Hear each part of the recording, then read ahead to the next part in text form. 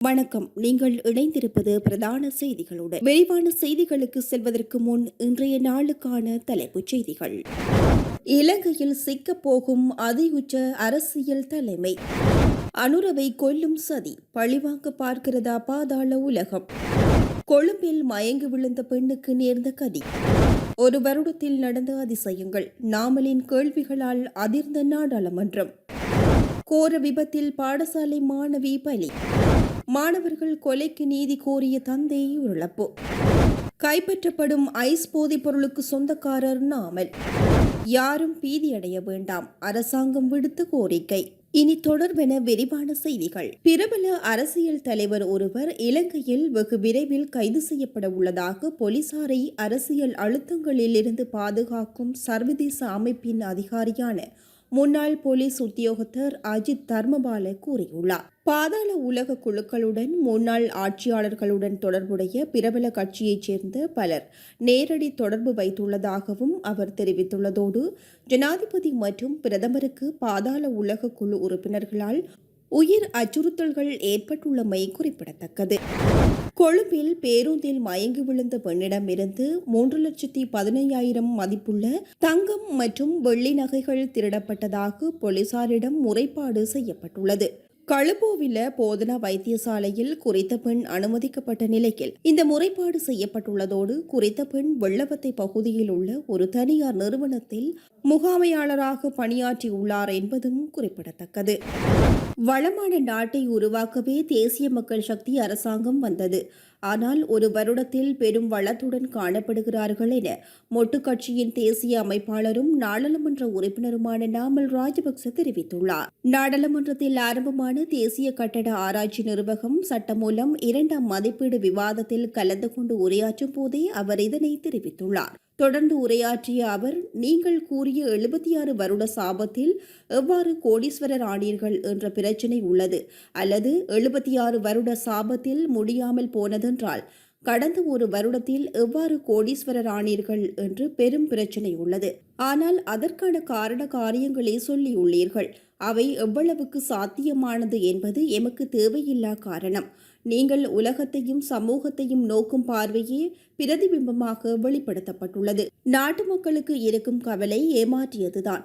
ஆனால் ஏமாற்றியதற்கான காரணங்களை பெருமையாக கூறுவதுதான் வெக்கி தலைகுனிய வேண்டிய விடயமாகும். வேலையற்ற பட்டதாரிகள் பெலவத்தை அலுவலகத்திற்கு வேலை கேட்டு வந்தனர். நீங்கள் அடித்து விரட்டினீர்கள். மேலும் கோவிட் காலத்தில் ஆசிரியர்கள் பற்றாக்குறை ஏற்பட்ட போது முகாமைத்துவ உதவியாளர்களே பாடசாலைகளில் கற்பித்தார்கள்.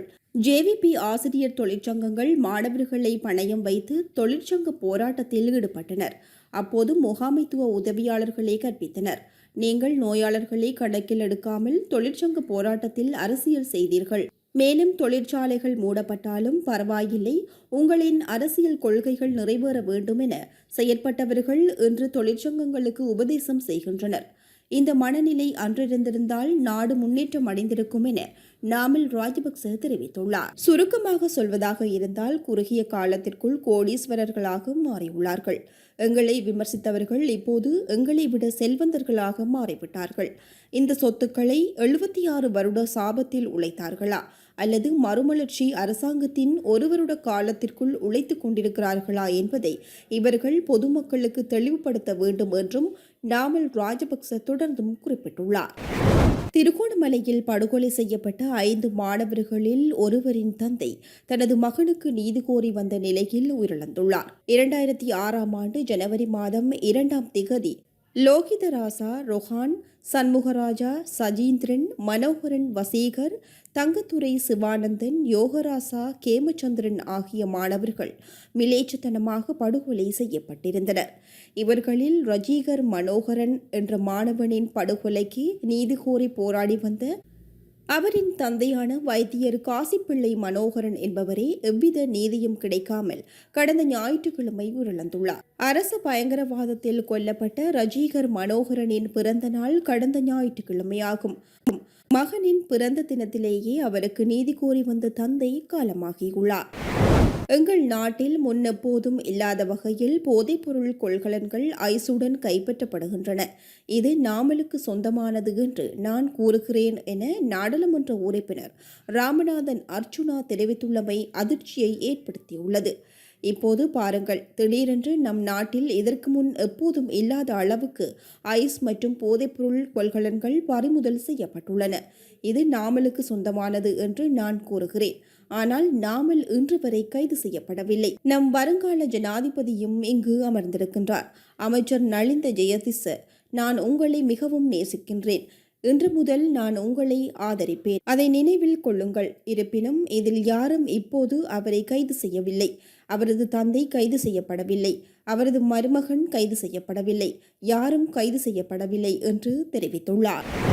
நெதர்லாந்து தம்பதியினால் தத்தெடுத்து வளர்க்கப்பட்டு வந்த பெண்ணொருவர் இலங்கையில் தனது சொந்த தாயை தேடி வருகிறார். தனது தாயை கண்டுபிடித்து தருபவர்களுக்கு பெறுமதியான பணப்பரிசு வழங்குவதாக 35 வயதான பெண்ணொருவர் இலங்கை மக்களிடம் கோரிக்கை விடுத்துள்ளார். குறித்த பெண் வாதுவையில் உள்ள கிராண்ட் பீச் ஹோட்டலில் தங்கி தனது இலங்கை தாயை தேடி வருகிறார். நெதர்லாந்தில் இருந்து 1985 ஆண்டு ஏப்ரல் மாதம் 23ஆம் திகதி களுத்துறை பொது மருத்துவமனையில் எண் 3570 கொண்ட இலங்கை பிறப்புச் சான்றிதழ்களில் அவரது பெயர் அசோகா என பதிவு செய்யப்பட்டுள்ளது. மேலும் அவரது தாயார் பெயர் சேனநாயக்க முதியன் செலேகே சாந்தினி என குறிப்பிடப்பட்டுள்ளது. 1985ஆம் ஆண்டு மே மாதம் 13ஆம் திகதியன்று களுத்துறை நகர பிரிவின் மருத்துவ செயலாளர் MH செனரத்தினரால் பதிவு செய்யப்பட்டுள்ளது. பிறப்பு பதிவுக்கான தாயாக 24 வயதான சேனநாயக்க முதியன் செலேகே சாந்தினி அறிவிக்கப்பட்டார். மேலும் அவரது முகவரி கந்தகவில பயாகல என அறிவிக்கப்பட்டுள்ளது. எனினும் அவரது நிரந்தர முகவரி மாத்தரை என வழங்கப்பட்டுள்ளது.